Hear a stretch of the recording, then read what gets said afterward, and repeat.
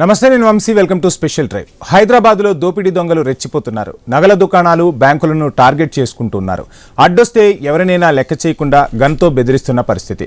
ఒకసారిగా హైదరాబాద్ నగరవాసులు బెంబేలెత్తిపోయేలా పరిస్థితులు అయితే కనిపిస్తూ ఉన్నాయి. ఇక ఎవరైనా అడ్డొస్తే కాల్పులకు కూడా తెగబడుతున్నారు.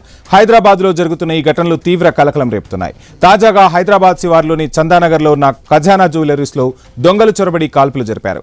ఈ ఘటన రాష్ట్రంలోని పోలీసుల్ని ఉలిక్కిపడేలా చేసింది. ఏకంగా షాపులోకి 6 దుండగులు చొరబడ్డారు. ఎదురు తిరిగిన సిబ్బందిపై దొంగలు విచక్షణారహితంగా 2 రౌండ్లు ఫైర్ చేశారు. ఫైరింగ్ లో ఒకరికి తీవ్ర గాయాలు కూడా అయిన పరిస్థితి. ఆ సమయంలో షాపులో లాకర్ తాళాలు లేకపోవడం వల్లనే భారీ దోపిడీ తప్పిందంటున్నారు పోలీసులు. తాళాలు ఎక్కడా అని అడిగిన దొంగలు అవి లేకపోవడంతో షాపులోని వెండి వస్తువులు 1 గ్రామ్ గోల్డ్ ఎత్తుకెళ్లారు.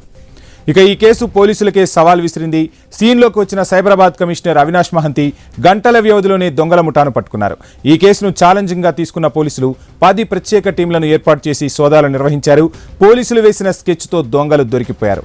సంగారెడ్డి సమీపంలో 3ని, పటాన్చెరు సర్వీస్ రోడ్లో బైక్ పేలుతున్న మరో 3 దొంగలను స్పెషల్ సెర్చ్ టీమ్స్ అదుపులోకి తీసుకున్నాయి.